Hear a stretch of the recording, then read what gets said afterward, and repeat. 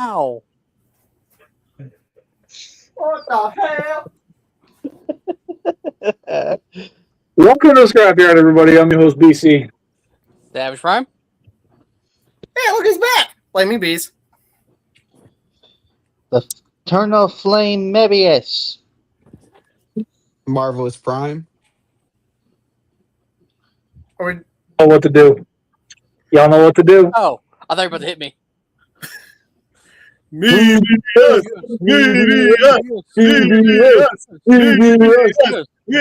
yes. Ow. That time I hit him.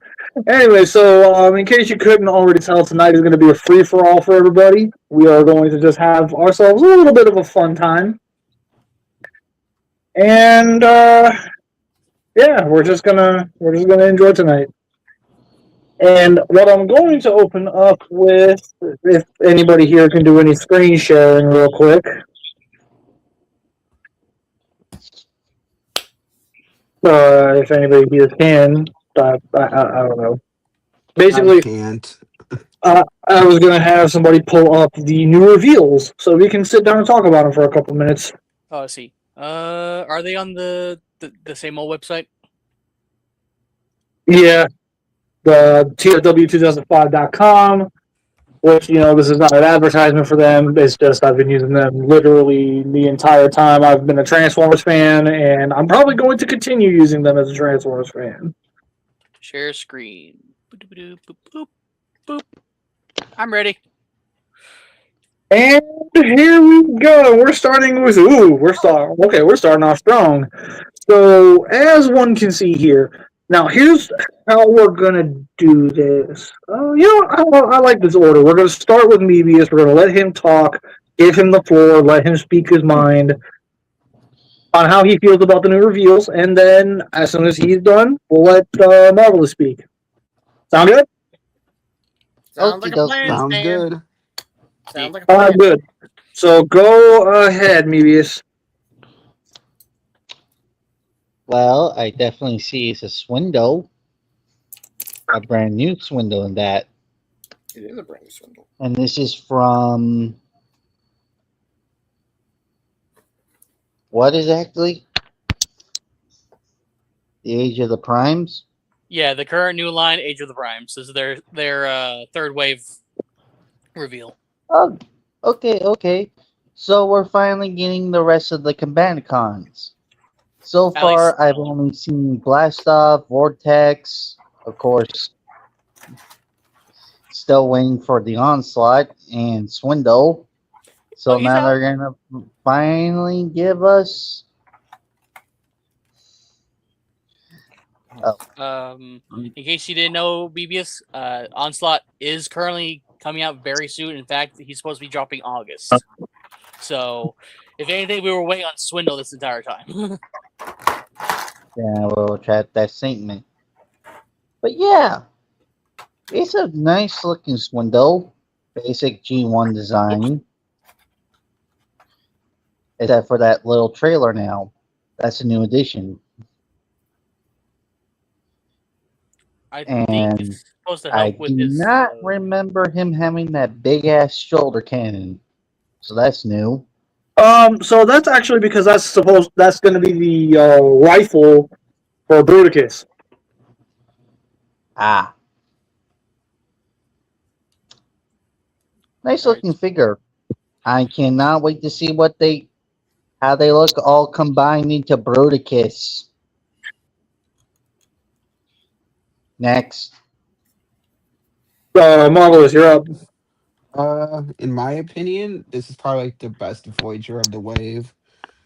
And is one of my favorite Combaticons, so I'm definitely looking forward to getting this guy when he gets available. And yeah, he looks great. No complaints from me here. Yeah, it's a bet. What the hell are you doing? Bees? Honestly, I'm excited. I'm excited for him finally being revealed, and I'm looking forward to completing the Combaticon team so I can combine them into Bruticus. And Yeah, the three that we've gotten so far are looking pretty lonely back there in my on my one of my shelves over there. And one thing I noticed that like kind of threw me off is like, what the why does he have a trailer? I was like, oh right, for the combined mode. So that was a little jarring to see at first until like, oh, that's right, that's what it's for. So those of you who are going to complain about that, chill out. It's for the combined mode. You don't have to have it attached to the Jeep mode if you don't want it to. It's your toy. You can do with it as you wish. What? Parks for me.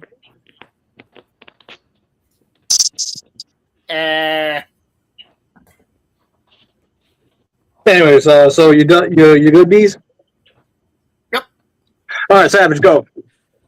All I'm gonna say is finally we have Swindle. I've been wondering when we're gonna get a Swindle. I've been wanting to see about Swindle for a while now, considering I still don't have my Onslaught. But again, we're waiting for the August drops to be out of the way. But yeah, he looks good. I don't know how I feel about the robot mode, especially with the chest shield region. Also, I kind of feel like this might become Impactor later on. I have a strong feeling about that. The chest steel region. Like, does anyone else look at this and think Impactor, like Wrecker Impactor? Maybe. Yes. I could see it as an Earth mode impactor. I can kind of see it, but there would need to be a lot of retooling. Yeah. Probably going to be. Let's not beat around the bush on that one. But no, it looks good. I don't know. So for some reason, I thought it feels off to me about it, but I'm not sure what. But otherwise, yay! Finally another leg. All right, so you good? Yeah. All right, my turn. So, Page upon Swindle. Who the hell didn't see this coming? He obviously, like, based on what Hasbro has said, it's one combiner per year. Even though we've heard literally nothing about what they're doing for 2027 yet. I like this. I think this is really, really cool. I love the little trailer. I love the fact that he has all his weapons. Definitely taking advantage of the fact that the Voyager price point is really allowing him to be fully kitted out. The robot mode looks spectacular. Like, honestly, I feel like of all the robot modes we've gotten so far, Swindle is the one that has the strongest robot mode. Mm. Now, of course, that could just be me. And plus, we're really only going based off pictures right now. We don't really fully know how he's going to function as a figure. So, we'll just have to wait and see. That said, my overall opinion, yeah, this is an absolute slam dunk in my opinion. So yeah, let's move on to the next figure. Next picture. Oh boy. I'm following it in order. So this is how it's all organized on here right Hi, now. So Grandpa. No. I'm not you. I'm talking about just. There's a lot of controversy with this, but we'll get to it. Mebius, go ahead. So, Victor Prime, we meet again. Only this time you're looking a little different. At least they actually had the decency to put his regular wings on and not Jaxus's. And yeah, it's looking like his original design. Something you don't need to buy an upgrade kit for. Mostly. But I don't know. I'm not feeling this color scheme per se. Mostly in the face. Something about that blue face. At least they got his jet mode looking somewhat how it looked in the show. Now I can see this as more of his ancient form, like how he looked in the past, rather than how he looked in the present. But that's just me.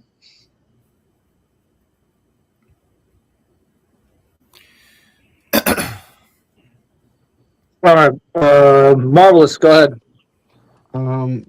He could be better,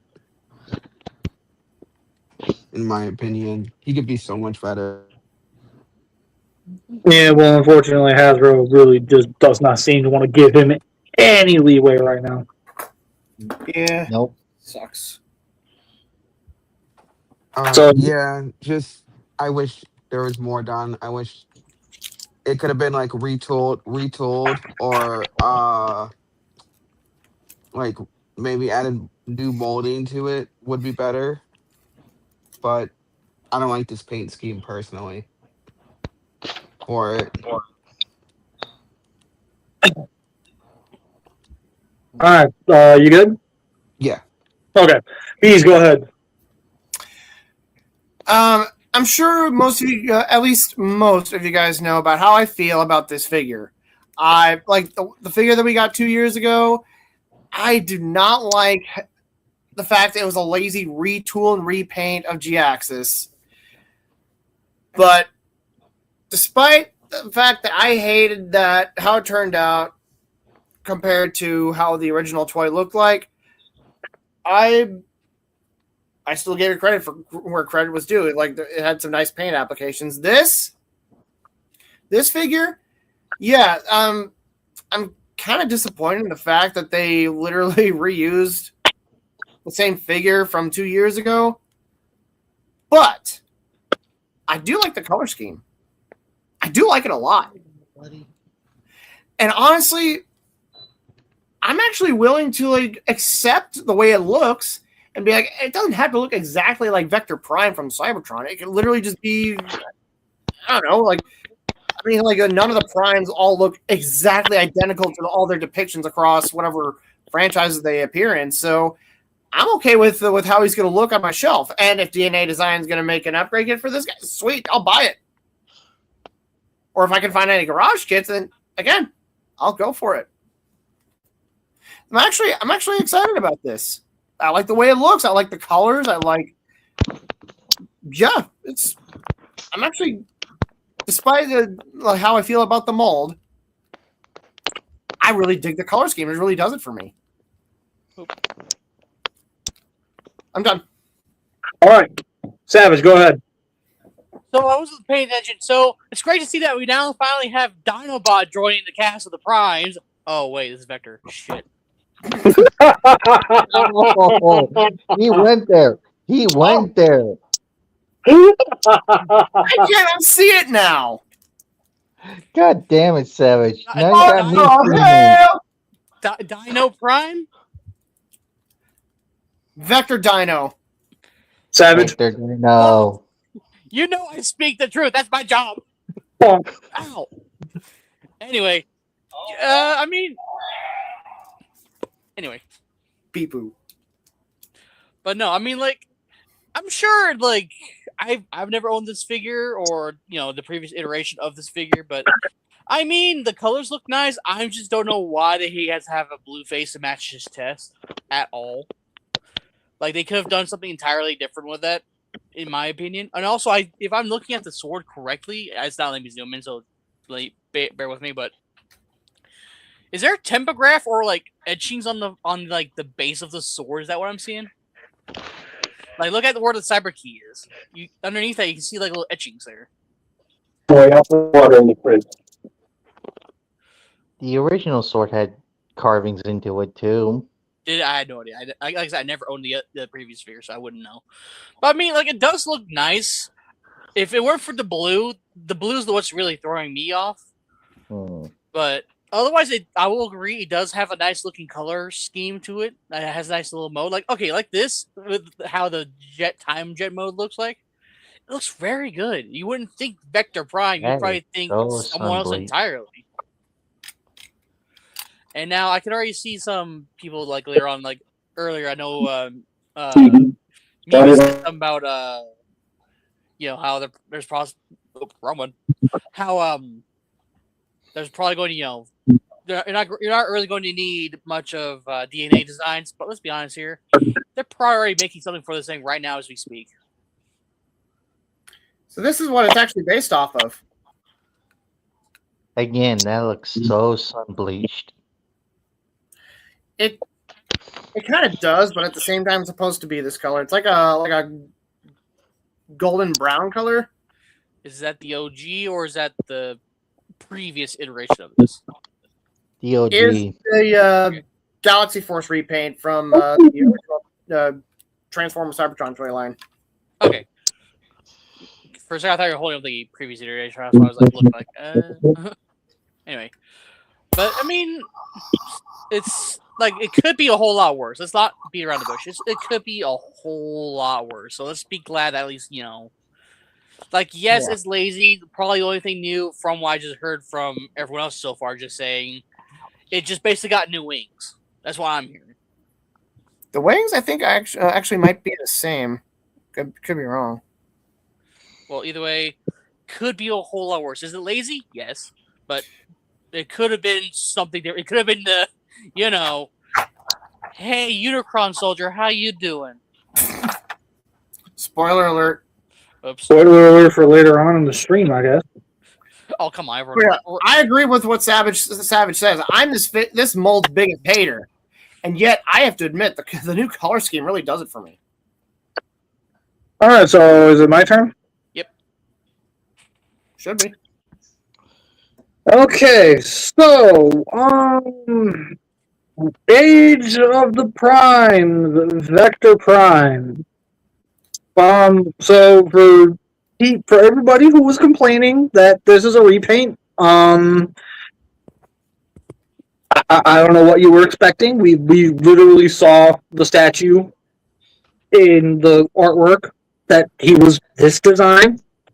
I mean, you're not wrong. They literally flat out told you what it was going to be, and you didn't listen clearly. So now my personal opinion on this, I feel like the color scheme, I had higher hopes for the color scheme on this mold, and unfortunately this really doesn't translate well. I think the color, I like these colors, but I like these colors on the original mold. This doesn't hit as hard. And the fact that we're getting all sorts of uppity about this, I get it, but at the same time I don't. I get it because obviously a lot of people were very disappointed with this in the first place. Now we just have disappointment in a new flavor. But on the same end, you're sitting there and you're acting like, oh, they had the opportunity to make it a new mold. Why didn't they do that? One, it's Hasbro. And two, like I stated previously, you literally saw it in the statue picture. He was this design, and that's what they were going to go with. And you sat there and you threw a fit for no reason. So, whatever at this point. Go ahead and move on to the next picture. Real quick. One thing I wanted to add to that is until there was some confirmation that it was going to be a new mold, I had hopes that it was going to be a new mold. But a part of me, a part of me knew that it was going to be the same mold, but maybe a different color. It's definitely the same mold, but a different color. And like I said, I'm really feeling it. Was your light flickering, BC? Yeah, it was. My dad was trying to get my attention. Okay, I was gonna say, we're gonna call the Ghostbusters. No, I literally said, can we move on to the next picture, please? I didn't hear that, but okay. A hash-slinging slasher. We have this guy. Big. Oh boy. Okay, BC's got a lot to say here. But first, Mebius, go ahead. Name, please.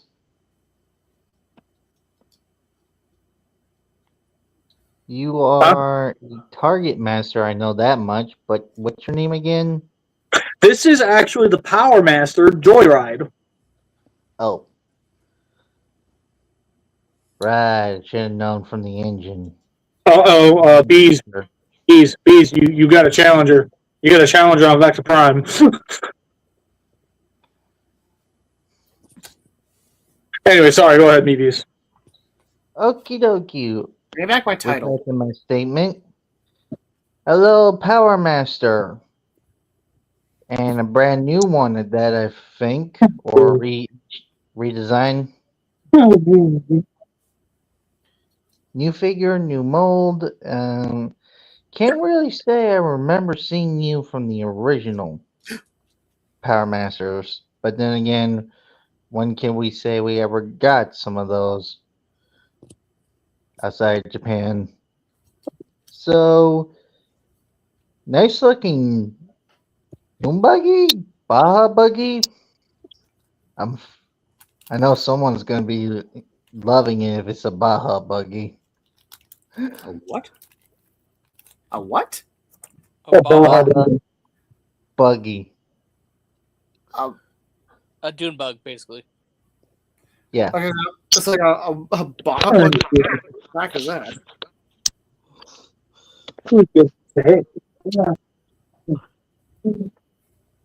I will say though, your Paramaster engine's looking a little big on you. Yeah, there's a reason for that. Does my Power Master engine make me look fat? Oh no. Yeah. Yeah. Yes, it does. And that color scheme makes me only think of one bot. Because you remind me of Snake.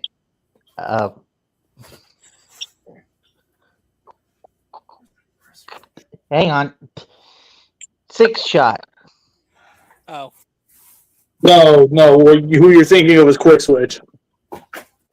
Oh, him too. Him. That's who I was thinking of. And the Futs.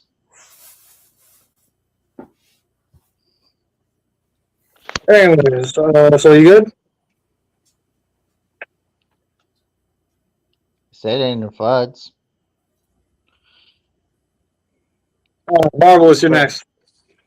In my opinion, this is the best deluxe from the whole wave. It looks amazing, Great. and I'm looking forward to it. That's about it for me. Beat you up. First question: who is this? Who is that exactly? JG1. I honestly have got no connection to the character, so I mean it looks cool. It's still a pass for me because I have no connection to the character, so I'm done. Okay, Savage, you're up. Sandstorm, is that you? Close.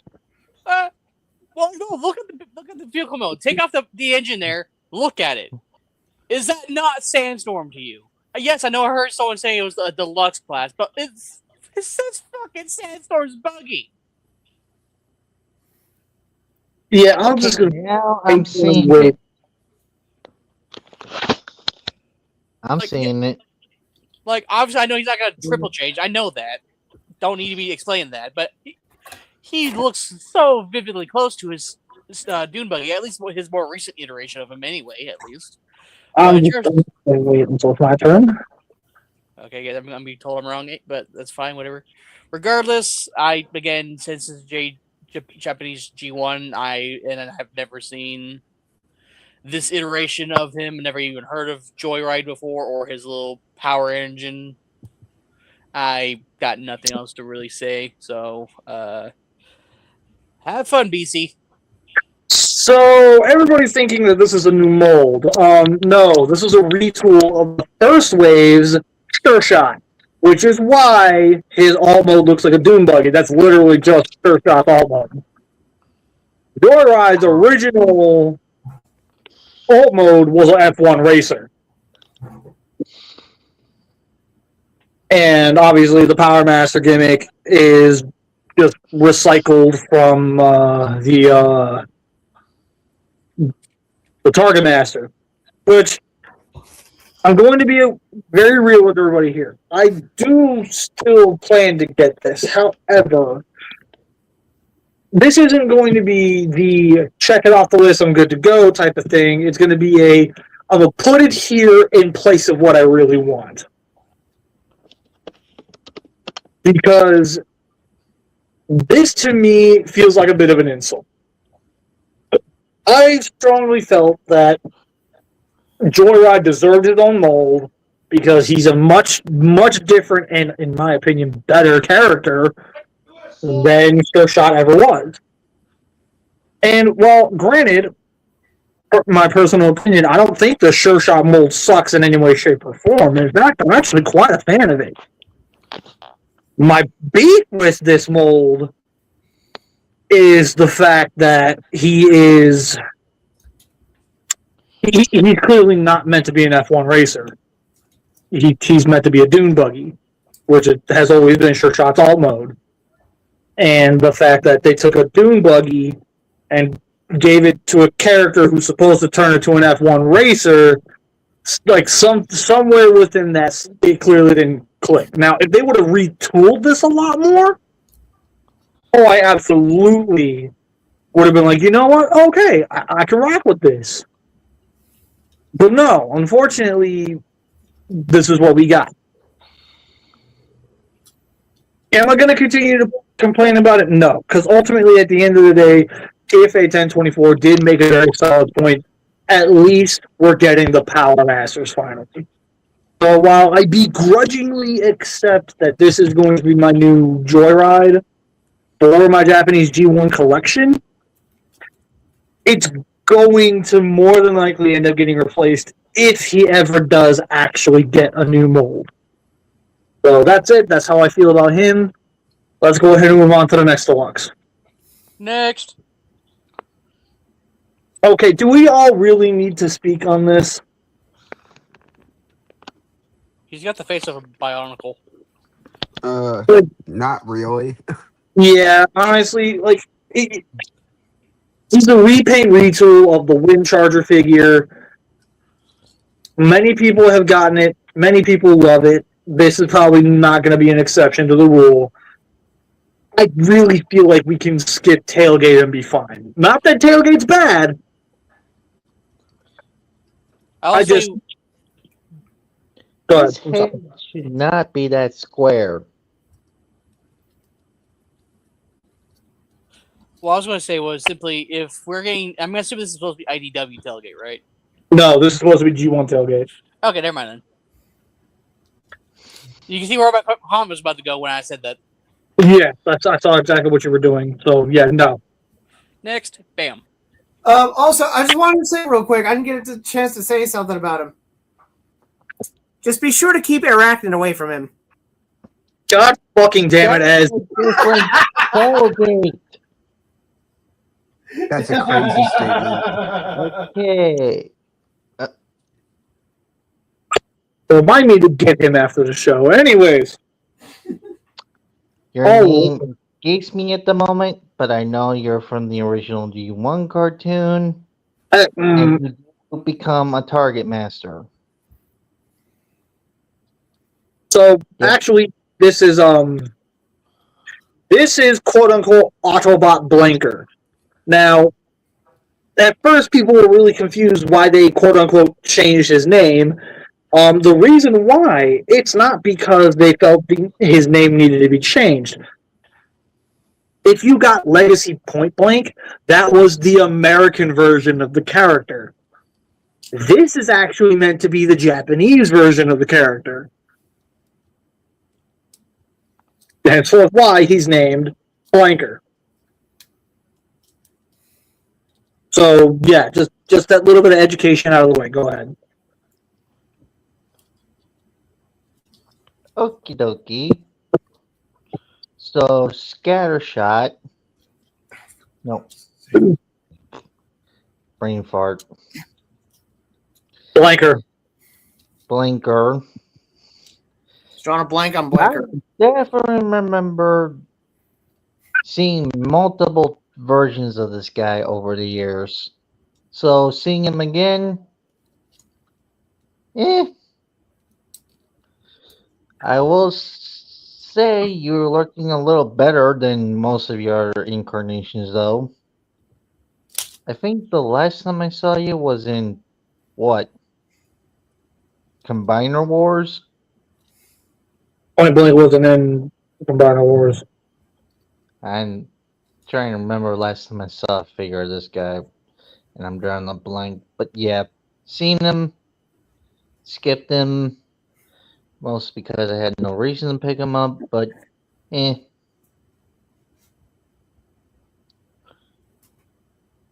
marvelous. I hate this mold, so I will be skipping on this one for sure. I do think the paint does help it though. I will say that. Yeah, it's a neat.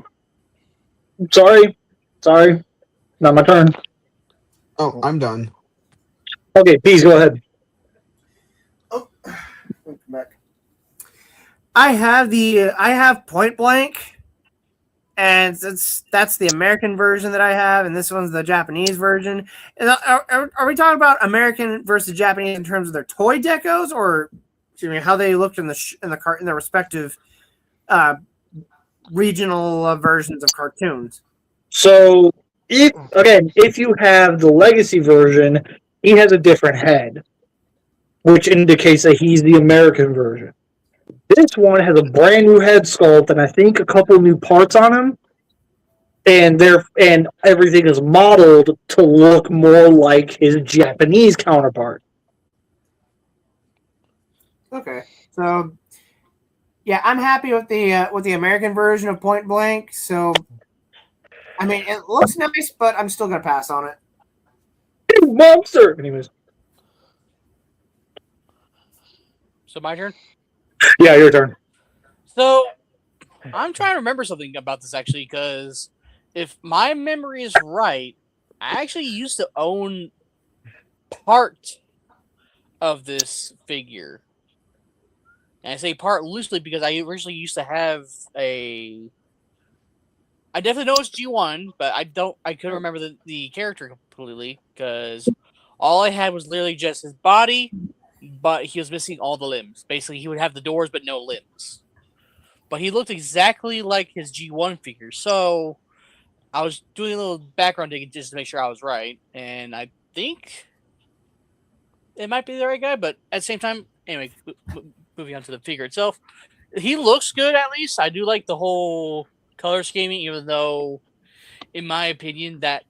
I don't know if you guys can see the mouse, but that chestial region looks like it might break. Because it has like that... I don't know, flimsy. I won't say not flimsy. That's not a real word, but it looks like it could potentially break easy, right? That's my. So, I know that was an issue on the Legacy version. Only time will tell with this one. Oh yeah, I'm gonna do my own background digging just to be 100% sure this is the one I'm thinking about, because. While granted, I know the other one exists, so I could probably go after him better because there's basically two versions of him. Just one's Japanese, one's not. I might pick him up just for the sake of like breathing new life from an old figure to this one, kind of. Makes sense. That would be my only reasoning. Not that I know this character, but just because I had an older version of the figure. Whenever the hell you visit me, Savage, I'm gonna take you down the trip of Japanese G1. It's so wild, but it's so cool at the same time. Anyway, so my turn. Like I previously stated, this is actually meant to be the Japanese rendition of the character. Because again, 1, the new parts, 2, the new name. And while I do understand why other people would look at this and be like, what the hell was the point? Like, why are we even bothering with this? This feels like such a waste. On the other hand, look at how hard the American version shelf-warmed. Because no one wanted it. Probably because they recognize him more from the Japanese cartoon. So therefore, they're putting out the Japanese version in hopes that this will actually sell. Well, probably not. But hey, I'd love to see that happen. So that said, I think he's great. I'm still not the biggest fan of this mold as the American version, so I might be swapping out with this. Well, hopefully this one's going to have better tolerances, because mine is a loose, floppy mess.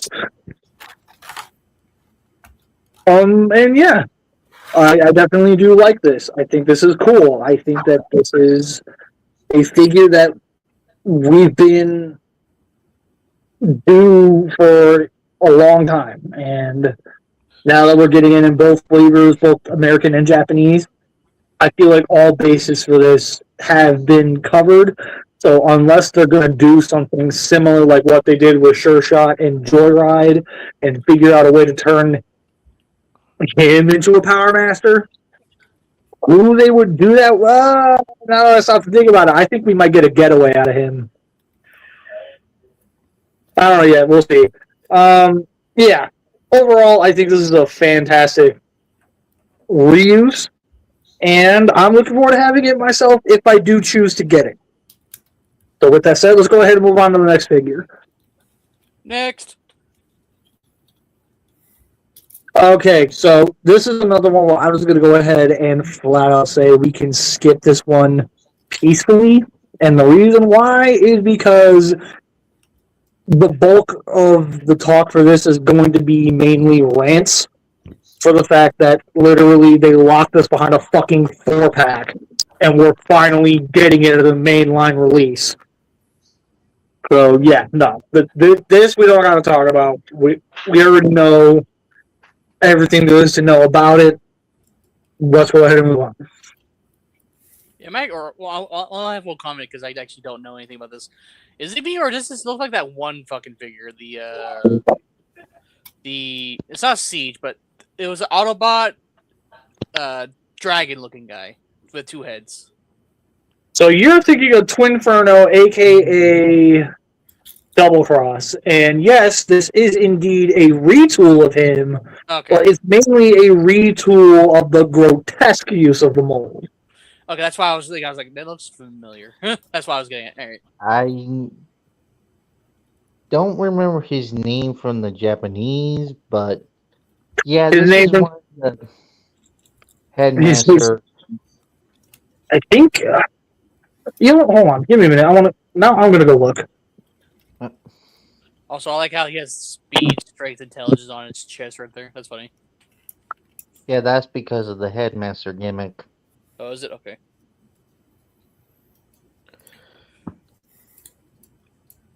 His name escapes me, but I Fang- know it was something weird. Fangry, that's his Buster? name. Also, yeah, I think it's Fangry. It looks like Fangry. It is Fangry. Also, I was gonna say for the whole talk with Blinker or Point Blink, whatever his name was. Since I've been noticing that we have been getting a lot more Target Masters and Power Masters as recently, that gives me hope for a new Trigger Happy, because Trigger Happy hasn't gotten a new figure since literally like what? Headmasters for Titan's Return, where this literal mold is based from. So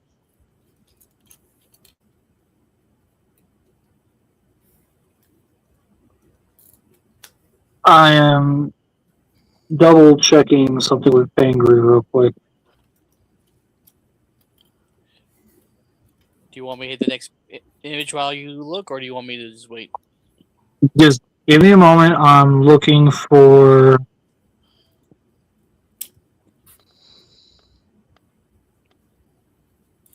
What? Did he have a different name in the Japanese continuity?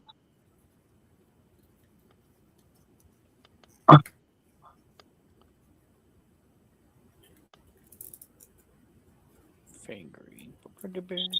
Super. No, it's 4 names. Mhm.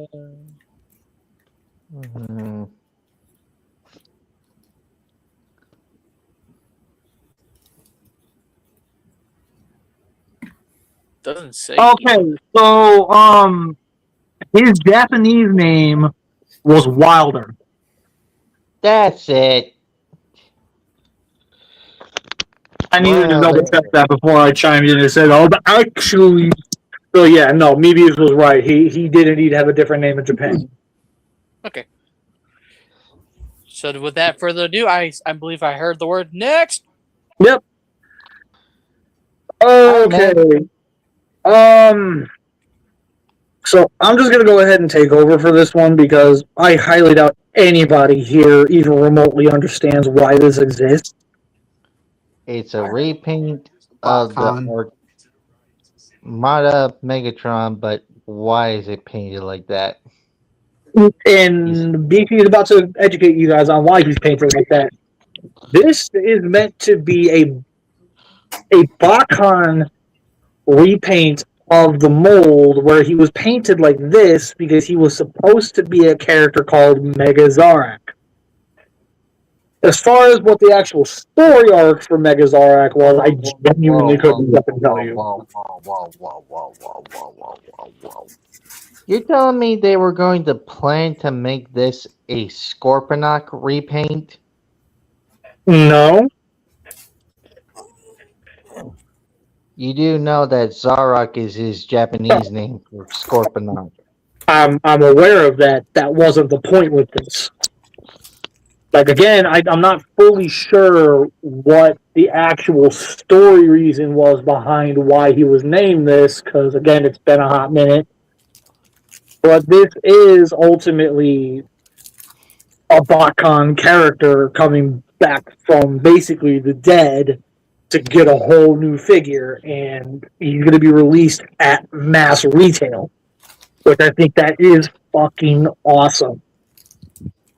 And with that said, though, let's face it, not everybody here is going to really understand the significance of that. So I wasn't about to sit here and force you guys to talk about this when literally I'm going to be the smartest one in the room. I don't think that's fair. So,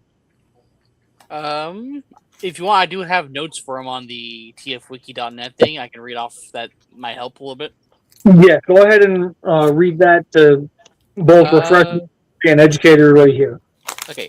Again, this is notes on TFWiki. Take it with a grain of salt.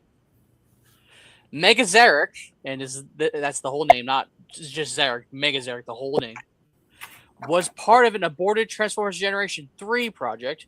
He was originally conceived as a new form for the original Megatron, in parentheses, as his colors, particularly in robot mode, loosely imply, under the name Chaos Megatron, but after the specific color of black hues. But Hasbro did not allow 3H Productions to use the character. Thus, he was renamed after the Japanese version of Generation 1 Scorponok.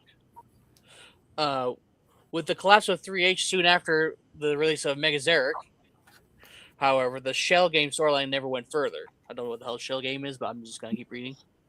Due to the aforementioned collapse of 3H, Megazarak's universe, in quotation marks, classification by wiki standards was unclear for a long time. In addition, despite nominally depicting the exact same individual, Shell Game had Megazarak seeking the Matrix, while Nemesis Prime's Club magazine profile portrayed Megazarak as not caring about the Matrix. In 2015, the Facebook edition of Ask Vector Prime clarified that there were two robots in disguise incarnations of Megazarak, one of whom Dimension jumped in to a Unicron trilogy universe. A decade later, in The Sound of Science, recontextualized Shell Game as also existing in a Generation 1 universe. So now readers can decide whether they prefer to or can decide where they prefer to place the character. So basically this isn't this is just a character copying Megatron in the loosely sense. Basically, there's really nothing like super interesting with him, but just the fact that this exists is pretty cool. So yeah, with that said, though, I think it's safe to say let's just go ahead and get this over with. My only question though is this going to be based for the Galvatron version of the mold, or is he just original Megatron? You know, the horn issue. I don't know. That's my only point on bringing that up. All right. Oh, hey, look. Speak of the devil, The Chaos Bringer himself. I think we can all agree this thing is fucking dookie. He looks like that one incarnation I saw for. or should I say, used to own for Cybertron when he was like this little tank drone. Yeah, and this thing is fucking stupid. And while on one hand, I can definitely understand why other people would want to troop build this. In the same breath, why are you even entertaining this? Yeah, And I'm on top of sorry. that- Unless this is somehow supposed to be a reincarnation, slowly trying to rebuild his giant robot body. No. Just no. Unicron is a massive Titan-sized planet. Eater of worlds. And you make him a little dinky robot. No bigger than Prime. No bigger than Megatron. I feel like the actual answer to that is on his box, but by all means, go off. And sorry, but you look like one of your minions right now. What was his name again? Scourge? Scorn? The guy you had after Optimus and Primal in the movie? Scourge. You look like him!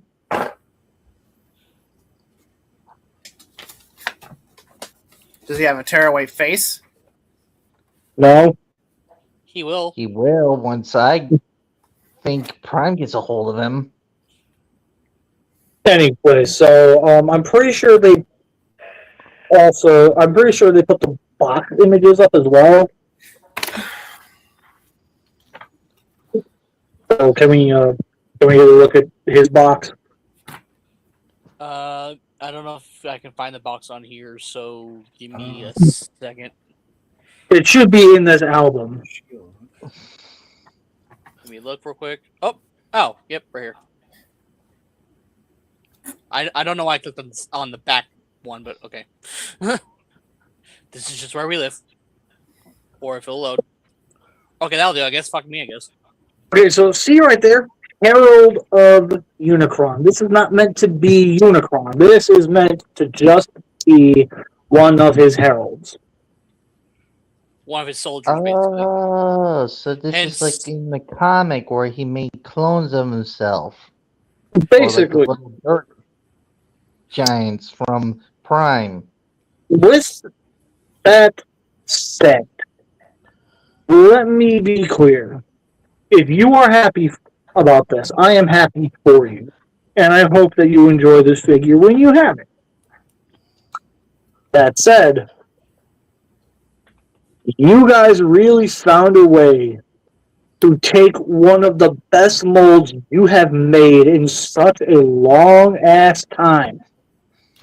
And somehow, some way, found a way to make it an absolutely booty mold. Booty. This thing is atrocious. It's ugly. It's Like me. garish. It feels like they wanted to do something different, but Hasbro kept fighting back on it. So they finally decided, you know what, we're just going to make it a Herald of Unicron and put Megatron's back in the box. And that's when Hasbro finally said, okay, cool. And because of that, since they didn't really, because they didn't really want to go back to the drawing board, they just kind of slapped it together and put it out.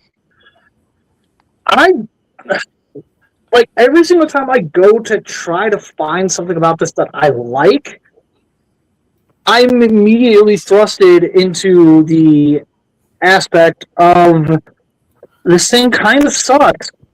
And I wish it didn't, because I think this could have been so much fucking cooler. Especially since they had the perfect fucking mold literally sitting right fucking there in the same fucking toy line. Because when this was first teased, everyone and their mother thought he was going to be a retool of Liege Maximo. And that would have made so much more fucking sense than this fucking trash. Yeah, I want to love this, but I just can't, not in good conscience.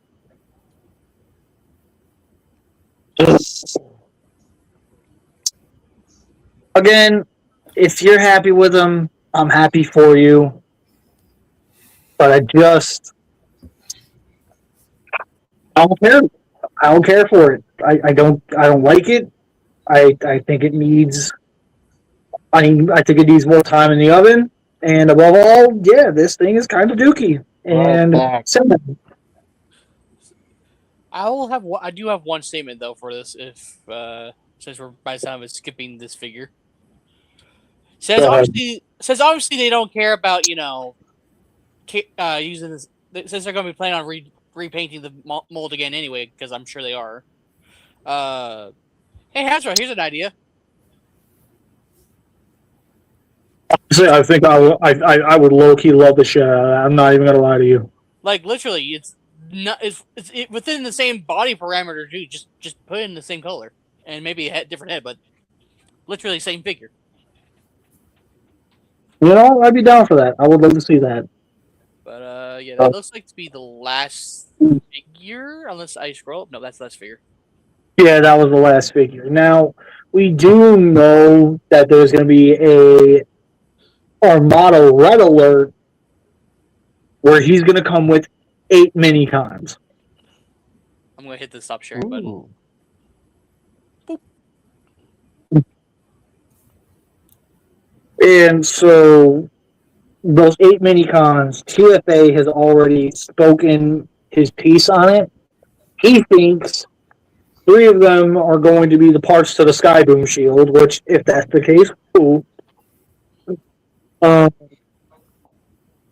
He thinks Dark Plug for Prime, Hightower for himself, Jolt. a red version of Jolt from a regular Hotshot,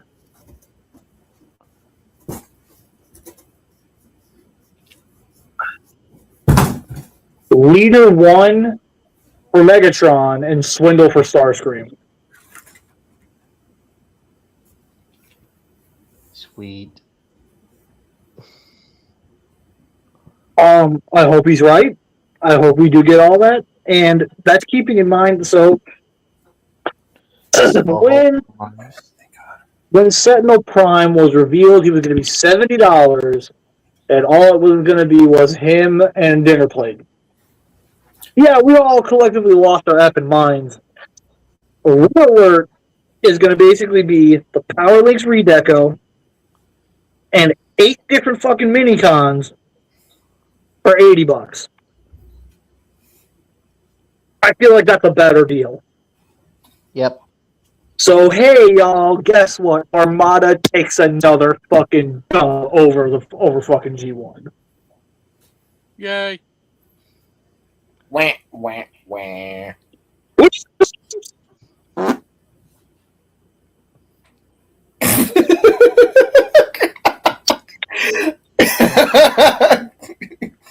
Come on, I'm over dude. here. Come on, I've been going through some crap. Cut me a break. I had PTSD flashbacks. Oh, man. Hey, bro, just shit himself. That's mean. He 100% did. As clean your couch. What am I, Aladar? Oh no, even worse. What am I, Woody? Hey, hold on. Can I share? Can we talk about one other thing I'm wanting to eyeball here because I just saw a picture of this. Sure, go ahead. Pull it up. Do. Phenomenal. I want. You can't have. Bitch, I pre-ordered it. Me too. Picks it out, throws. Beepo? But seriously, that looks so amazing. Holy shit. Yeah, no, even I gotta agree. That looks fucking fantastic. Like, I And, can't wait. I really and can't wait. surprise, surprise, it looks leaps and bounds better than the original. Which, I'm not pointing fingers at anybody, Aladar. You're right, he's not anybody. Loud noise alert!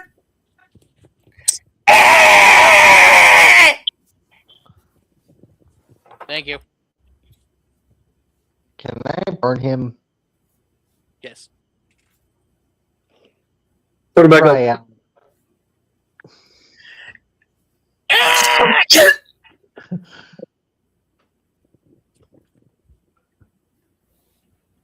Is he dead?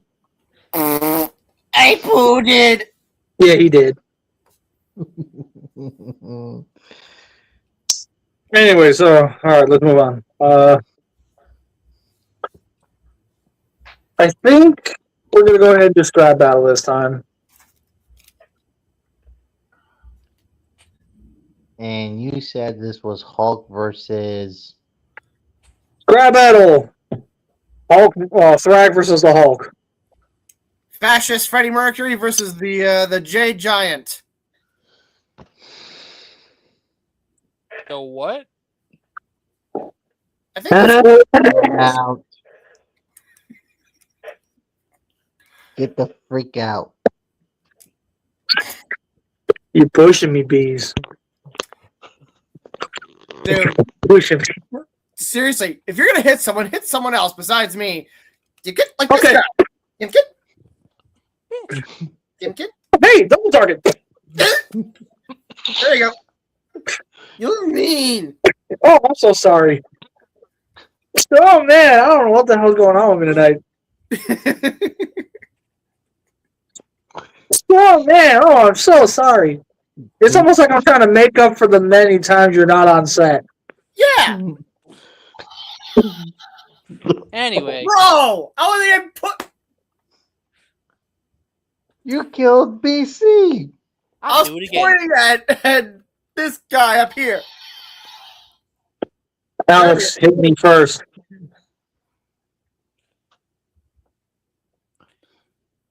Now that's. Gives you a case of cherry Dr. Pepper. Oh, thank you. Whoa. Zero sugar cherry Dr. Pepper. You bitch. Can we Just kidding, focus? baby, with zero- just kidding, baby, with real sugar. Yeets a green pepper at you. Ooh, just what I need. I'm gonna cook this. anyway, Thrag versus the Incredible Hulk. Okay, so for the first time in a hot little minute, this is a scrap battle where both opponents have not been on scrap battle before. First time in a long time, to be completely honest. So this actually might get more of an actual discussion time. So obviously, we know what the overall system is for scrap battle. That being endurance, Right. speed, strength, armor, weapons, battle intelligence, final verdict. Now, however, for this one, I want to bring something up. I feel like for this one specifically, and I mean for right now, just this one, we're going to trade out. What's up, Quentin? We're going to trade out armor and weapons, and we're going to add in powers and ability.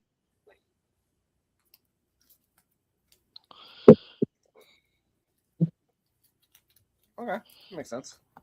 Because, let's face it, neither of these two characters really use weapons or really have any real armor. So I feel like switching it to powers and abilities will make this a little easier to do. Warlord Hulk, then no. No weapons, no armor, no. I mean, on technicality, anything the Hulk can get his hands on is considered a weapon because he will fucking kill you with it. Ow! Like pieces of sculpture from a college campus or a police cruiser. Anyways, so with all that said, let's go ahead and get into this. For the endurance feat, we're gonna start with Thrag. Thrag. Oh boy. So where do I even begin with his endurance? So obviously, for those who have both read the Invincible comics and have actually watched the Invincible TV series, for the TV series, we've kind of gotten a little bit of a glimpse of just how durable he really is. And I think in the comic books, I think the only reason he ends up dying is because, well, very specific circumstances that I'm not going to go into full-blown detail about because it's spoilers. Basically, Thrag's overall endurance is something to fucking behold. Oh yeah. Because we see this dude literally getting mollywopped by Omni-Man. And he just shrugs it off. We see him literally just kind of stand there and stare at Mark as he's punching him and kicking him and shit. So basically, and when Mark hit him with a quote-unquote Superman-style punch, literally all he did was lean his head into it. So basically, what you're saying is that he's the comic book version of you.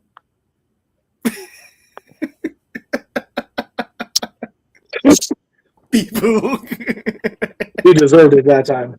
That said, I mean, I'm not wrong. Tell me I'm wrong. So basically, So- what you're saying is he took all the shots, he took that punch straight to the head, and was like, I'm not impressed. God. He literally sat there and said, word for word, I'm not impressed. Because the entire time he's fighting either of these guys, he looks bored. Oh boy. So that said, overall endurance, that's where we're at with Thrag. Then we get to the fucking Hulk. Oh boy, where do I begin?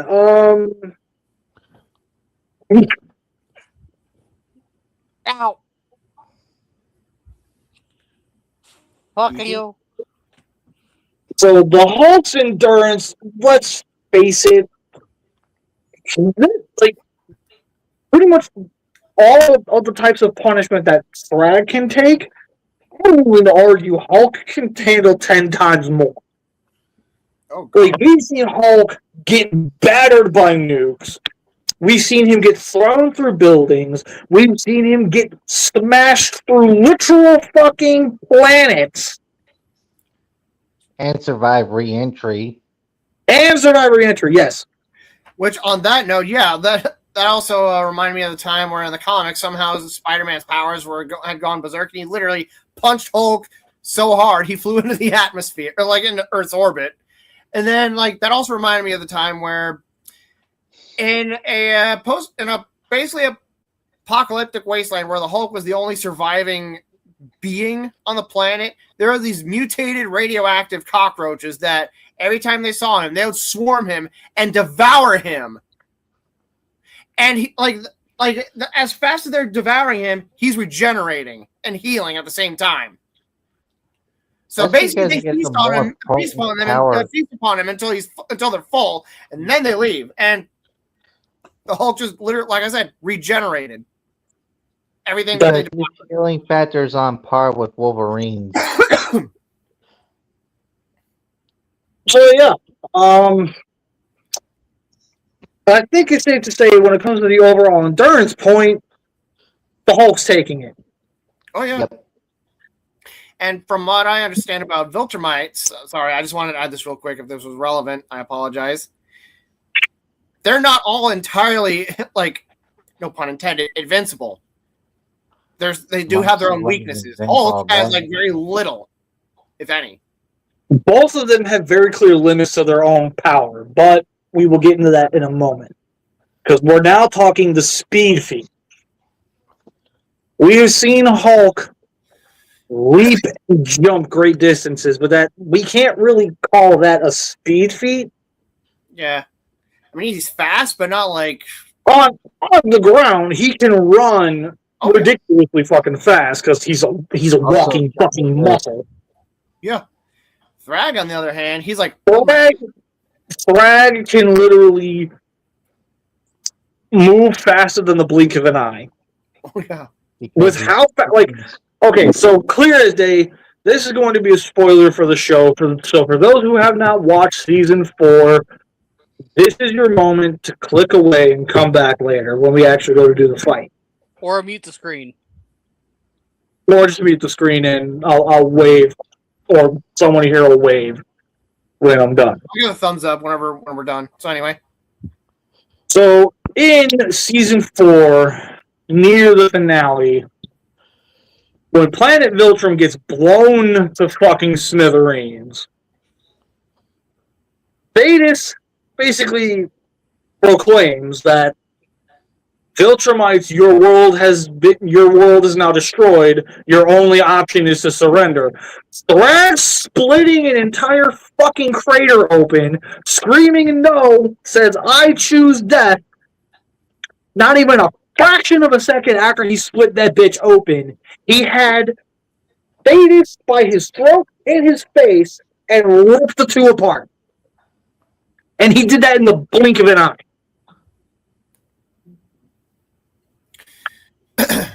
Major spoilers. Viltrumites are just basically Superman on steroids.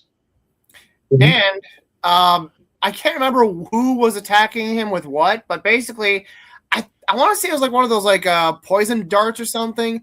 Like whatever it was that was being launched at him, he just literally just moved to the side, like just so quickly, practically at the last minute, and it just went by him. He basically did a pseudo sidestep with his arms behind his back. Pretty much, yeah. Like the dude couldn't be fucking touched. It was insane. Yeah. So, are we out of the spoiler territory? Yes. Okay. Spoiler free zone. So with that stated, yeah. I think it's safe to say Thrag gets the speed point. Yeah, definitely. And I'm just gonna go ahead and say this right now: Hulk's getting the strength point. Oh, yeah. There's no arguing this. There is no debating it. Hulk is stronger. Now, what do you mean other way around? All I said was vote. Oh. Never mind then. So with that stated, so endurance went to the Hulk, speed went to Thrag, strength went to the Hulk. So now we're talking powers and abilities. This is where things get very interesting because also within the abilities, I'm going to speak on weaknesses between the two characters. So obviously, powers and abilities for Thrag. He has super strength. He can fly. He has super speed. He has an incredible healing factor thanks to his Viltrumite biology having access to something called smart atoms, where they basically function like an onboard computer repair system. Meaning any amount of damage a Viltrumite takes, they can heal back from it. They have the ability to literally breathe in space, so they can be in space for hours on end, and they won't need to catch their breath. They can telepathically speak to other beings,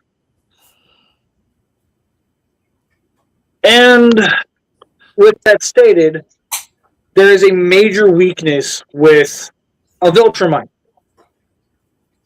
Not counting that virus, apparently. Not just the virus. That's a very specific type of thing. That's not what I'm talking about. I'm talking a weakness that's buried within the Viltrumite's DNA. They have sensitive hearing. Ah, I Like know what's going. keeping in mind that they can hear shit from miles away. The drawback to that is they have extremely sensitive hearing. So because of that, say if Hulk were to do a gamma clap, Or the it guy would fuck up versus Frank's ear, and it would completely take away his ability to hear anything. So that is the overall powers. Those are the overall powers and abilities of Thrag, at least as far as what I know and remember. The Hulk, super strength, super speed, Endurance. stupid fucking durable. The angrier he gets, the stronger he becomes. And as much as everybody keeps talking about how the Hulk has a healing factor that works as fast as Logan's, here's one thing you guys need to keep in mind. I'll get into that as well, J-Tank. Give me a minute. Give me a minute. I'm cooking here. So we all know that Hulk, the angrier he gets, the stronger he gets, right? Yeah. Yep. Well, obviously,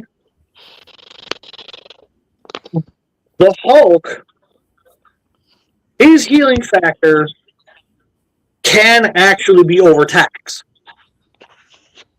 This is Meaning, true. if he takes too much specific types of damage and he keeps healing from it, eventually he wears it out. So therefore, there is a massive, and I mean massive, gap between how much damage Thrag can deal out compared to how much the Hulk can dish out. And between the two of them, what's one major problem with the Hulk? Bruce Banner. Yeah, puny It banner. has it has been proven both in TV shows, movies, and comic books. Under the right circumstances, Hulk will change back to Bruce Banner. And when he's Bruce Banner, while he's not 100% defenseless, let's face it, he's not really going to be able to do much. Because No, at the end of the day, he needs the Hulk to fight back. if I may cut in on that part, because I actually know of a specific scene that also cuts into that. Even if we were to say magically remove Banner from the body, Hulk versus Thor. You're welcome, everyone. Oh, yeah, I've seen that. Even if you were to remove that weakness, the Hulk will still come at them. He doesn't care. He became a mindless killing machine. And keeping in mind, there are many different powers and abilities that the Hulk, on his own, can tap into. He is a force to be reckoned with. But Thrag is no slouch either.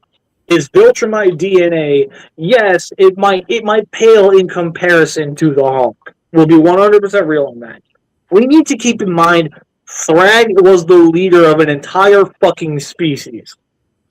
He was the strongest, the fastest, the most durable. He was the one for the Viltrumite Empire.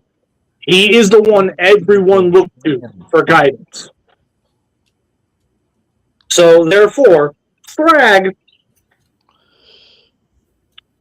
we really shouldn't be treating it like he doesn't stand really much of a chance here. When the reality of it is, let's face it, he can more than take on the Hulk. I'm not saying he win, but I definitely would argue that he can more than stand his own. Were you saying something, Mebius? Yes. I said the Hulk has died numerous times throughout the comic book runs. And one such which was when he was supposedly separated from Banner because his powers got transferred to a new Hulk, and he was killed by an arrow shot through his brain by Hawkeye. that started the whole. Oh, look at that! Another Secret Wars. And we also got to bear in mind that the Hulk, despite being as strong and powerful as he still needs to breathe. Yeah. No oxygen, no punchy. Exactly.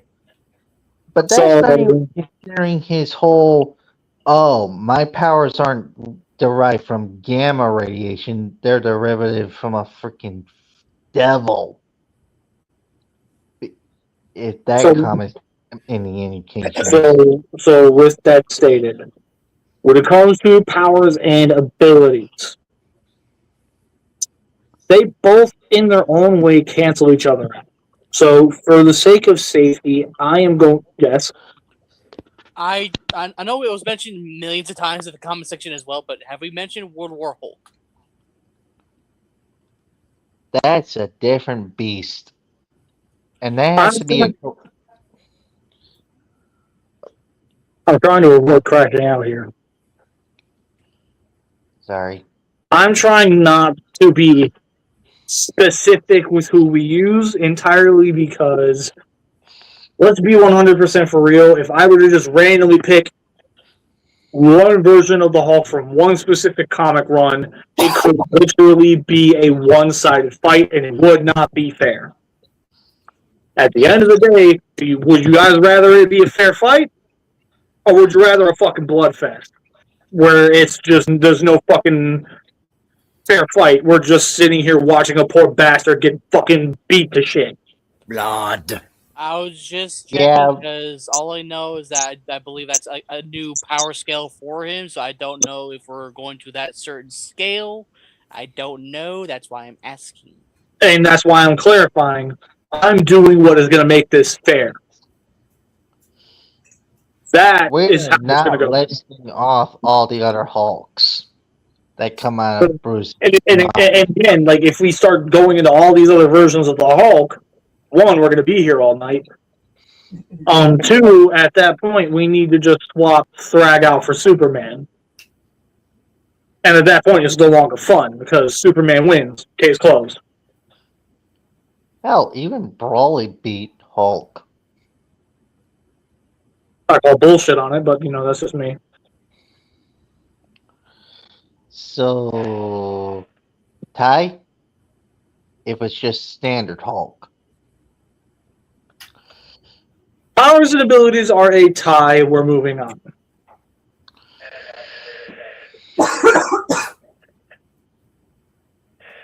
Alright, so the last thing that we need to do is battle intelligence.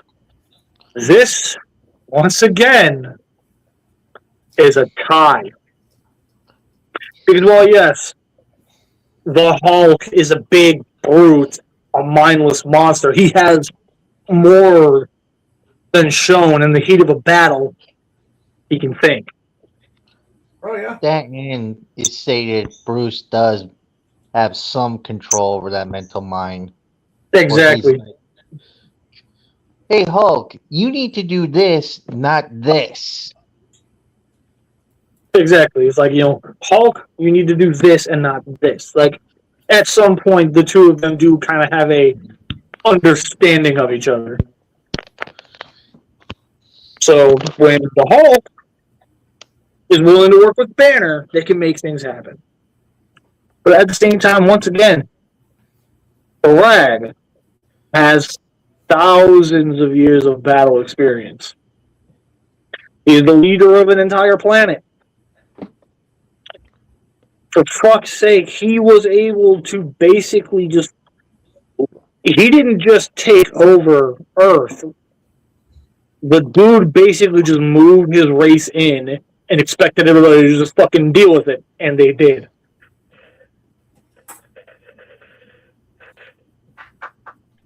So, with that stated, battle intelligence between the two is going to be a tie as well. So, looking over the results one more time. Endurance went to the Hulk. Speed went to Thrag. Strength went to the Hulk. Powers and abilities was a tie. Battle intelligence was a tie. And I tell people this every single scrap battle that we do because for whatever reason, some people just don't fucking get it. Just because you win battle intelligence does not mean you win the fight. There have been a couple of times where even though one specific character won the battle intelligence point, they lost.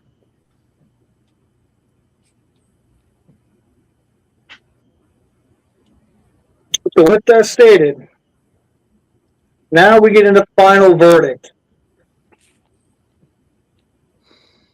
Mebius. Oh boy.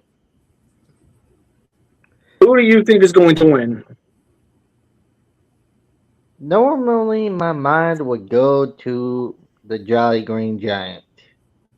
Yet Frag has conquered planets. I have to go with him. Okay. Bees. Hulk. Frag or the Hulk? Okay, he's going with the Hulk. Savage. Who's winning? Okay. Quick and easy, I like it. Frag versus the Hulk. The Avengers have been beaten down. The camera tilts up, and we see Frag just kind of floating there, looking down on everybody like the superior Freddie Mercury lookalike he is.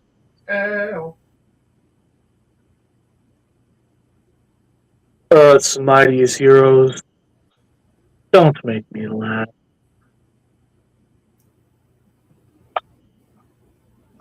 Then all of a sudden, he merely just looks and sees a scrawny little man just sitting there with this look of pure rage on his face. He simply smirks and just starts turning around to leave to, continue his little conquest here. But then the little man started to sound different. It caught his attention, and when he turned back around, he saw a giant green hand coming right at his face. In this moment, in the blink of an eye, he backed up, and the Hulk just plummeted back down to the ground. But when he hit the ground, he bounced right back up, and he grabs a hold of Thrag, and he throws him into the pavement. This catches Thrag off guard, because when he slams, he kind of has this moment of, did this peasant really just put his fucking hands on me? But before he can get back up, Hulk lands and starts slamming him deeper into the pavement. Slamming, punching, stomping. And he just keeps fucking going as he's screaming at the top of his lungs. Finally, Thrag catches a punch, moves out of the way, knocks back, pulls the air from the area into his face, and he launches the Hulk into the atmosphere. The Hulk is flying, and Thrag is right behind him, coming at him at full speed.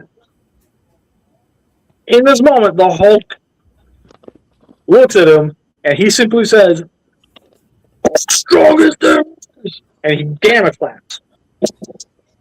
And when he does the gamma clap, Thrag stops moving. Because in this moment, his hearing went out, and it was very painful for him. So he's holding his head like, oh man, that hurt. And in this moment, Hulk then spins his body back around, claps again to launch himself back down, turns himself around, and he bombers Thrag back into the fucking pavement. When Thrag hits the fucking ground, Hulk slams down again. Only this time, he has his foot on Thrag, and he just keeps pressing down on him. Thrag finally deciding he's had enough, just grabs a hold of the Hulk's foot, and he just starts lifting it up. And despite how much the Hulk is just pressing down on him, the Hulk is showing he's no pushover. He's not willing to give this up without a fucking fight. But finally gets him off, grabs a hold of the Hulk from behind, and he just launches right up into the air. His plan, take him into space. And while he's in space, he just keeps holding him. Hulk flails. He's trying to elbow him to get him off, but he's too big. So finally, Thrag lets him go and starts floating back. And speaking to the Hulk in his mind, Thrag simply tells him, I figured out fairly quickly, I can breathe in space. You can't. So, here's what's going to happen.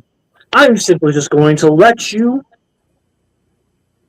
completely lose all your oxygen up here, and I will gladly send you plummeting back into the earth, where your body will burn up, and no one would ever know you existed.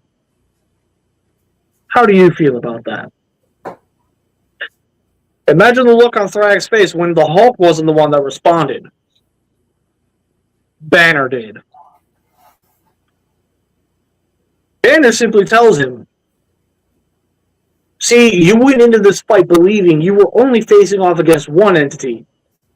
Your mistake? You forgot about me. And in this moment, Banner gets the Hulk to do another clap to send him right at Thrag. And when he gets to him, he grabs a hold of him. And they start plummeting back down to Earth. Hulk is surviving the atmospheric re-entry. But Thrag's healing factor is starting to get heavily taxed. Finally, Thrag screams, I choose death, and he breaks free and he just starts stalking the Hulk in the face. But that was a big fucking mistake. Because when he hit the Hulk in the face the first time, he woke him up. And when he hit him in the face the second time, he got mad. And when he hit him in the face the third time, he pissed him off. You see where I'm going with this? Every time Thrag hit him to get him off, he just kept getting stronger, and that grip kept getting tighter. Finally, the Hulk slams him back down into the ground, only this time he's not fucking playing. He claps again, causing Thrag to have to hold his ears, because once again, he basically had rings going in his head. And Hulk took this as his opportunity to slam his foot onto Thrag's chest, grabs a hold of his head, and with one foul swoop, yanked and pulled that bitch off. The Hulk wins. Decapitation. Also, Now, as per usual with every single scrap battle, give me 1 second, Savage, so I can actually finish this. okay. I'm going to a little bit more of an explanation on why the winner of the battle won. So in this case, how did the Hulk win? The one major advantage that he had was Bruce Banner. See, Thrag has faced off against many opponents where they were simply just one entity, and therefore he was able to read that entity very quickly in a fight, and therefore know how to counter them. This entire fight, he did not account for the fact, because he literally just looked at... He saw Bruce Banner, eventually kind of puts together that the two that he can turn into the Hulk. He did not even for a second think, maybe just for a moment, this is two minds in one body. So while the Hulk was basically putting paws on him the whole fucking time, Thrag having to admit he was impressed, but he's still Thrag. He's not gonna he's not a bitch. He's gonna fight back. But this entire time, what he didn't realize was that, well, yes, the Hulk is very much a simpleton, a brute. The only reason the Hulk can do half the shit that he can at that point is strictly just because of Bruce Banner. Banner. And since Banner was the one that was able to study him while inside the Hulk, that's how he knew if he could just get Brad to stop moving for just a second, the Hulk can finish him off. So when he finally got him back down onto the ground for the last possible time, that was when the Hulk gained his moment to end this fight, which is why the Hulk came on top. Yes, Savage. I was going to make my joke of what I said in the group chat earlier. Hulk, she's Thrag. Discombobulate. While he's discombobulate, and then discombobulate. And send him to Jesus. Brutality. Well, hey, look at it this way. Thrag finally got to be with Argyle again. Oh no. And that's what I'm talking about. Yeah, So, and yeah. his good old buddy, Conquest. So now Conquest isn't so lonely anymore. Yeah, the Hulk wins, everybody. I hope you enjoyed that. I still think last week's battle was just fucking awesome for me to do. That, hey, for those who were wondering, last week's battle was the Punisher versus Red Hood. Yep. Who won that? Since I wasn't here for that. The Punisher. Punisher. Oh, the way he kills him is brutal too. Mm-hmm. Like, believe me, even though I'm the one doing the stories, I desperately wanted Red Hood to win. But even I couldn't force that to happen. So yeah, this is the fight where obviously I put in the effort to make sure that it was 100% fair across the board, no matter what, between the two. Because, again, let's 100% face it. If I let him become World War Hulk, or if I allowed him his World Breaker form, he would have one-shot Threat. And it wouldn't have been a fight.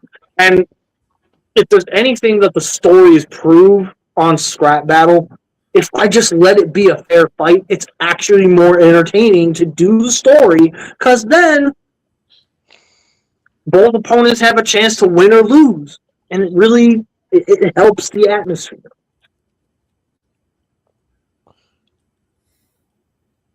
So with that stated, I have not quite figured out who the next scrap battle is going to be.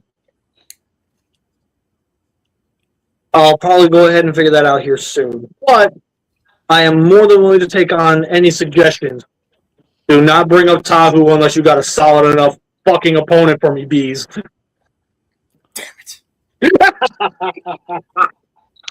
See, I saw that little fucking I knew I wasn't even going to.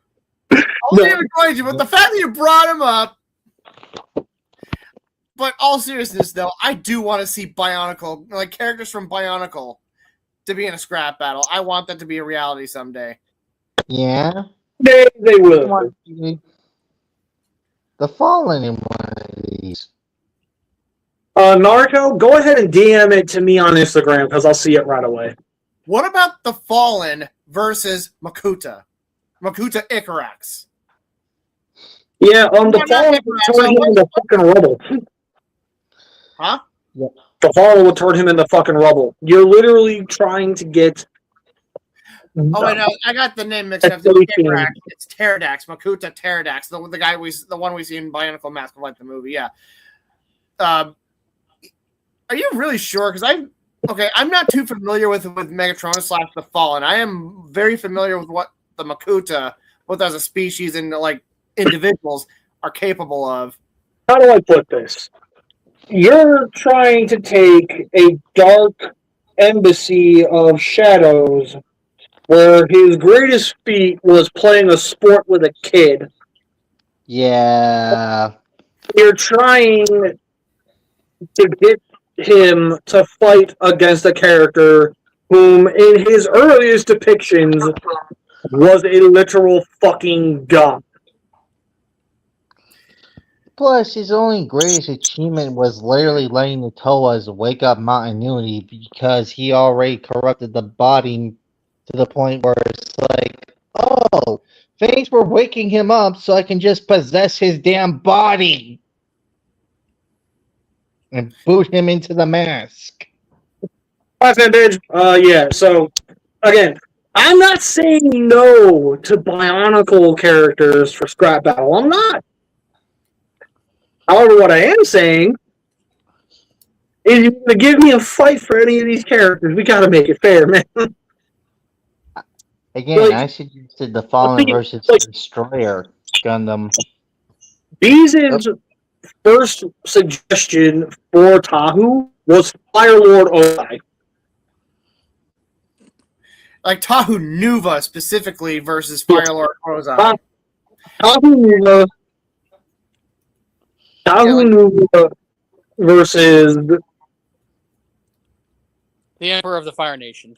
the Emperor of the Fire Nation, even though we all know damn well he was nothing but a bitch. Majorly. Yeah, Tahu's gonna win that fight all fucking day. At that point, even if he had the comet boosting his power, literally, Tahu's element is fire. So Nuva or not, he's got the whole fight in the bag. There's nothing Ozai can throw at him that Tahu doesn't already have counter for. You also got to bear in mind that he also knows hand-to-hand combat, and Toa, like, yeah, your average Toa is like 7 foot something, is like 7 feet tall, so he's not like, so like yeah, there's definitely a height advantage, but even then, Tahu does. Like, one thing I mentioned with you is that Tahu literally, like, Ozai, the one thing he could do to weaken him is knock off his mask. Knocking off his mask not only weakens his elemental powers, but also cuts him off from being able to use the Kanohi Nuva, as well as his ace in the hole, the Mask of Time. Okay, and that's fine and dandy. Ozai would need to be strong enough and powerful enough to do that. And I'm sorry, but even with the comet, he's not. Who do you think in the Last Airbender universe could be a good matchup with Tahu? I was gonna say Aang. Like, wait, no, Aang would mop the floor with Tahu. Yeah, no, Aang is a fucking cheat code. Okay, we're not doing that. However, I don't think you're picking the right verses here, Bees. Here is what I'm going to suggest. If we're going to do something like this, let's do Tahu Nuva versus Human Torch. I was actually thinking that. See, hear me out. That's actually 1,000% a fair fight. Why? Simple. Because every single feat that we can claim for the Human Torch, we can back that shit up. Ozai, once again, he was at his most powerful with a comet, and he still lost to a fucking 112-year-old. Yep. Granted, that 12-year-old was the fucking Avatar. And he had finally unlocked the Avatar state, but still. It don't change the fact that he was a much older dude, and therefore had much more battle experience, and he still got his ass handed to him. And one thing I will say, that I feel like, okay, Plus, Human Torch and Tahu Nuva basically have the same exact abilities. They can have pyrokinesis. They can absorb fire, absorb heat, as well as project it, and they're both fireproof. It's like it'll literally just be a matter of like trying to like who would get the finishing blow first between the two. That's ultimately the point. Because again, with Human Torch and Tahu Nuva, that can actually go back and forth. That could go all fucking day. We may never end up getting a solid fucking winner. One day it would be Tahu. The other day it would be the Human Torch.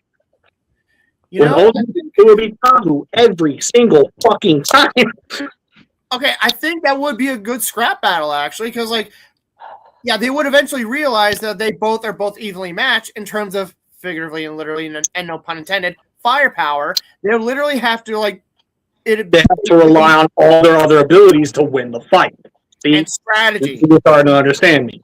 and strategy, and yeah, like, and also, like I mentioned to you in a private conversation, Tahu does have other weaknesses besides knocking off his mask and cutting off his ability to use Kanohi masks and drastically weakening his elemental powers. Tahu, yeah, if you can get under, it's pretty damn easy to get under his skin, and when you do that, he will be cocky and hot-headed, and he will go charging headlong, straight in, like just not even thinking. And there have been a couple of times where that cost him a fight, like against the Paraka.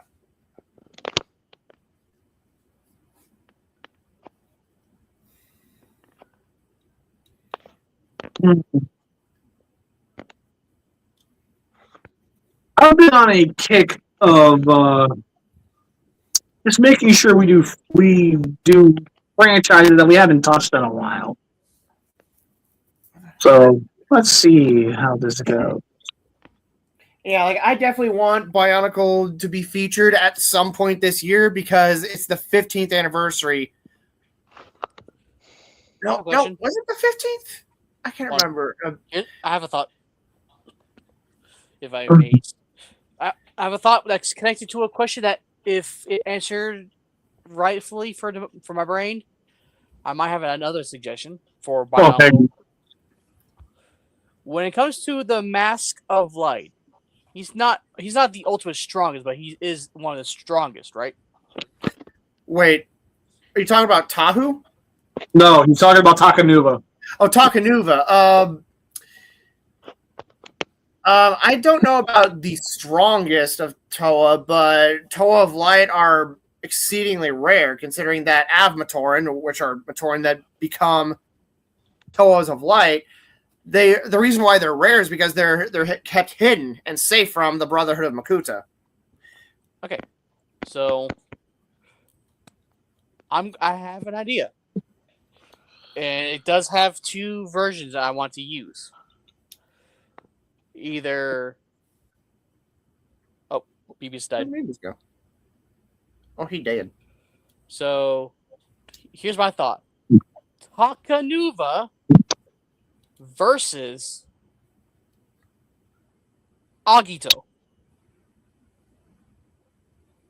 See, that's Kamen Rider, aka Kamen Rider Agito.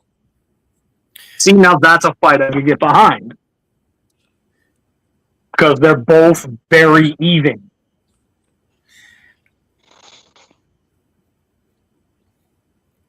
See, you're starting to get your way. You're just the opponents you were choosing weren't matching up. It was either Kuga or Agito. That's why I was suggesting that. Anyways, so yeah, this year would have this year's the 25th anniversary of Bionicle, and I'm wanting to, again, to commemorate it, have something, some kind, like at least one scrap battle with at least one Bionicle character in it. So, yeah, Takanuva versus Agito, yeah, I can get behind that. And Tahu Nuva versus the Human Torch, yeah. Plus, as far as I know, and BC will tell me wrong, or will tell me otherwise if I haven't been since I haven't been around for a while. We haven't used a single Kamen Rider for these scrap battles yet, have we? We did Kamen Rider Ichigo versus Captain America like 3 or 4 times. However, I am open to more suggestions. I am open to redoing fights as well.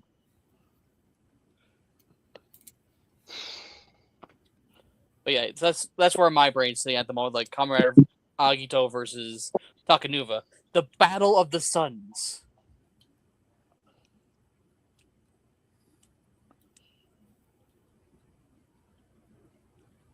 And that's a scrap battle I'd love to be a part of, especially since I am basically the resident Bionicle guy in the group. At least until fan page decides to pop in. Oh yeah, that's something that we could like. I would have fun with him with that because he's about as into Bionicle as I am, maybe even more. How about this? The day we do Bionicle, you get to run Scrap Battle. Okay. And I would love to have the TF fan page to be involved on that day as well. We will see. All right, so who's ready for the next fight as well as the next topic? Savage, got to do your bit. 1 second, hold on. I couldn't remember how to transform fucking Thrust for a second. Give me a second. Fuck it, close enough. Close enough. Yes, I'm going to use this gun because I'm going to shoot myself later anyway.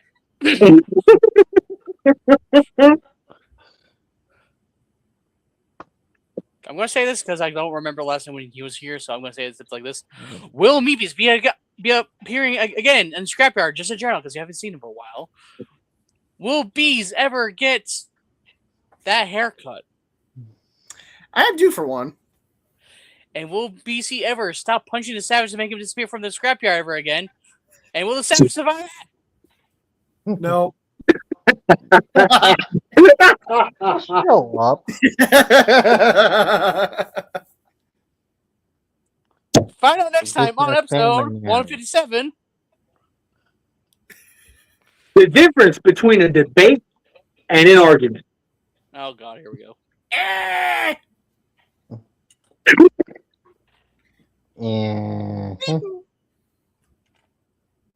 All right.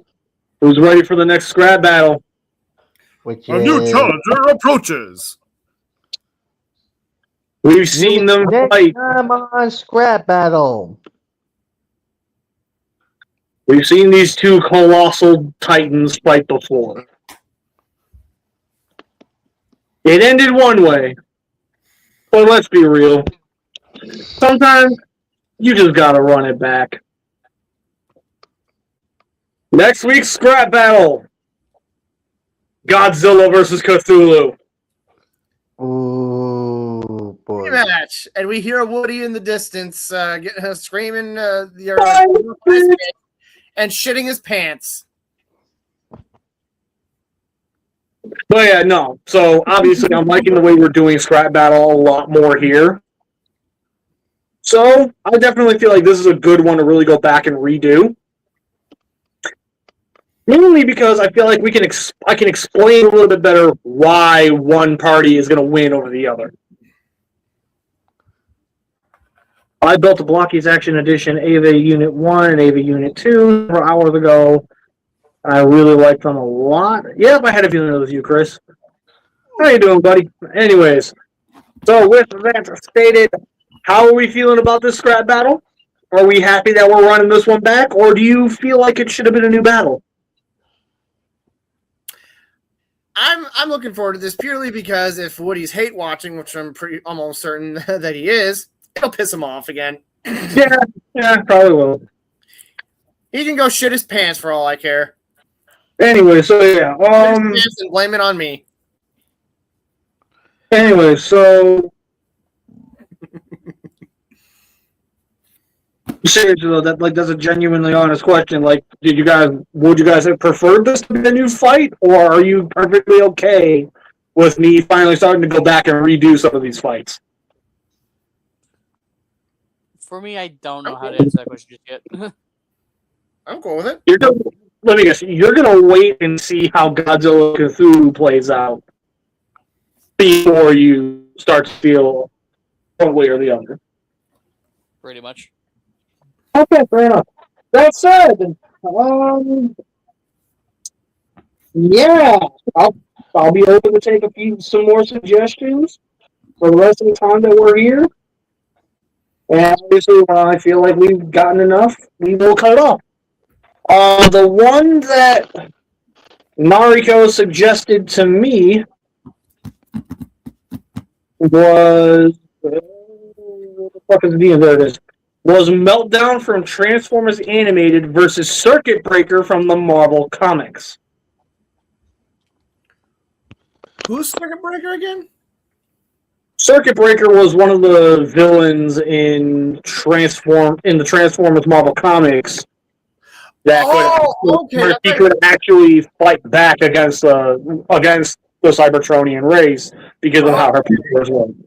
Okay, I know of Circuit. Okay, I remember now. Okay, I was like, when you said Marvel Comics, I was like, wait, you mean like Spider-Man and Iron Man and Hulk? It's like, oh wait, Transformers UK Marvel. Duh. Yeah, that threw me off. So with that said, everybody, yeah, I'll take more suggestions if you guys have any more. And yes, I am going to take this as an opportunity to either be like, okay, you're cooking, or go back to the fucking drawing board. Don't ever fucking say that shit to me again. Fucking who? And also, I'm warning everybody now. If you even remotely dare to bring up Batman as an opponent, I immediately will not take your suggestion seriously. Okie dokie. Glance at that comment section. So anyway, check out what I got today from GameStop. Oh yeah, that fucking thing. Yeah, I've only gotten like a few episodes into Naruto. Partly because I currently don't have my Netflix account like active again yet. But the reason why I got this is purely because of the Transformers Naruto collaborative figure. When I had that as my figure appreciation, I introduced it doing our little Scrapyard inside joke. Fuck if I know! And with the fact this thing is articulated, I'm gonna build this and have it posed. Going, fuck if I know! I literally picked this up from GameStop. So I'd snagged Age of the Prime Swerve for BC. But he found it in his area. I was like, okay, let's go and return this. And apparently there's like a 7-day like time window to return stuff and get your money back or something. So I wasn't able to get my money back, but I was able to get store credits. I was like, Hey, maybe he's that again. He did. Oh, So I was like, I'd been eyeballing this before that. I was like, you know what? I'll take this. And another thing that I had gotten, the freaking Q-Rex. The SMP model kit. Holy, this box is. Hey, SCP, how are you doing? What's up, SCP? Hello. Oh, that's fucking cool. Look at this box. It's freaking massive. It's as big as Rob.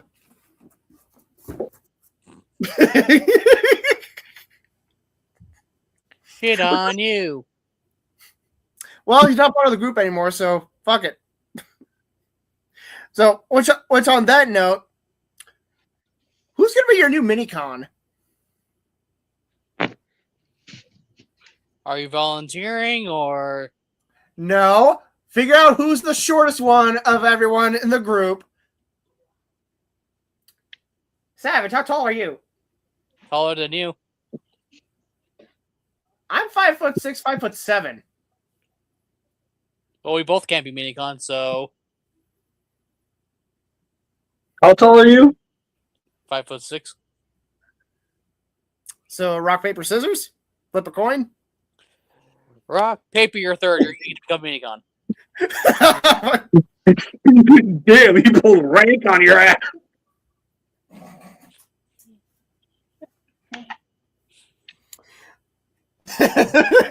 So I just realized Rob was your minicon, Bean was your target master. Who's your power master? JJ. Anyway, heads, You're the new mini con for BC. Tails, I am. Heads. No. You got to do it at least 3 times. Okay, that's fair. Who did I say was heads again? I forgot. Fuck. Heads was Savage. Tails is you. Oh, okay. Okay, tails this time. Moment of truth. Fuck! You saw me do it. I can't fuck you.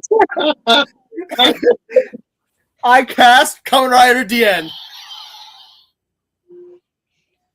Wait, I need to do that right. Alright, I can buy stuff now. In this game. I can't tell if my TV's too loud. Hold on.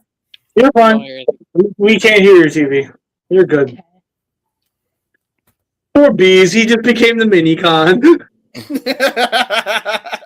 And now he's lashing out because of it. That means he has a short temper. Bees Jaku!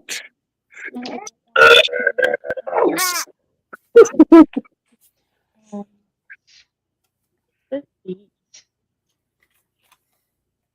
Okay.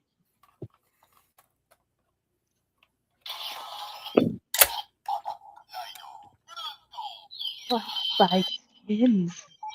Those are the first time I hear SCP talk. Yeah. SCP hasn't spoken on Scrapyard before, so this is new for everybody. I think she has before, it just doesn't do it very often. I'm not going to announce that here live, so we're gonna wait. You don't wait for that. Why are the skins so much? I just want to buy shit. All right. So, anyways, while I appreciate you showing up, SCP, unfortunately, we're about to end the show. So, Whoops.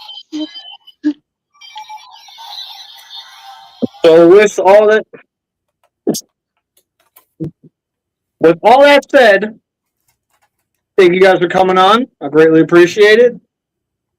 Once again, topic: the difference between a debate and an argument, and the scrap battle. Godzilla vs. Cthulhu.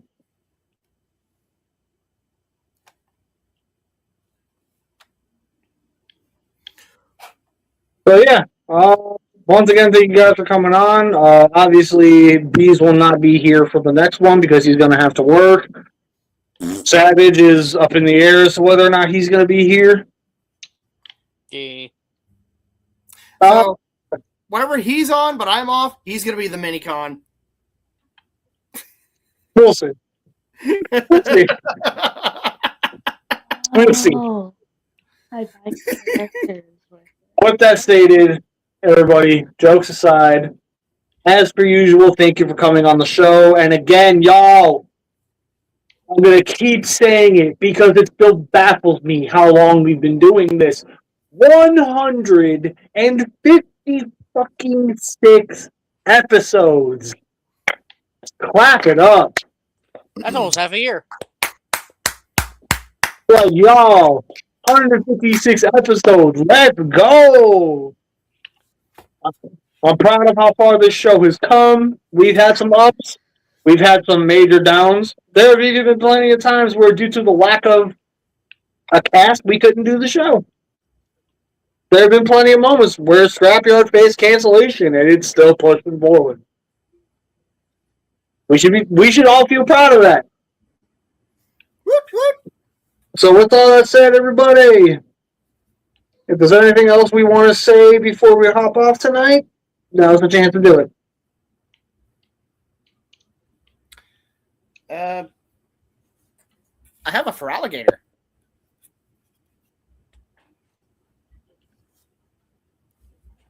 Pokeball Go. And a G phone. Nice. Although there is one thing. Oh, God, I already know what's going to happen. Hi. Do it. Hi. Hi. Dead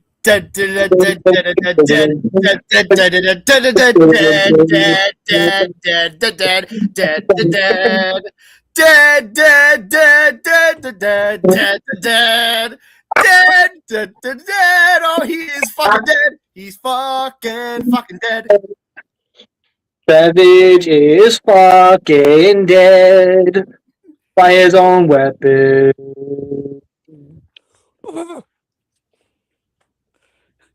In case anyone's wondering, yes, I have a giant banister from Burger King. Anyways, yeah, we're done. We're done for the night. Go access. Once it's the 200th episode of Scrapyard, I'm gonna do the orange justice. You do that, throw you off a cliff. Yeah, exactly. You do that, we're throwing you. Wait, he's gonna do what? And keep in mind, Naruto, you're immortal. We can kill you over and over again, and it won't stick, which means you'll have to suffer every time. To answer your question, Bees, he's basically saying 200 episode, he'll do a Fortnite dance, basically. Oh. Let me get in a locker. Shit. Sorry. Anyway, Okay. SCP, I'm gonna need you to lock in for a second. Okay. I have been BC. Savage Prime. Flaming bees. SCP. And we will catch you guys next week. Peace. Words.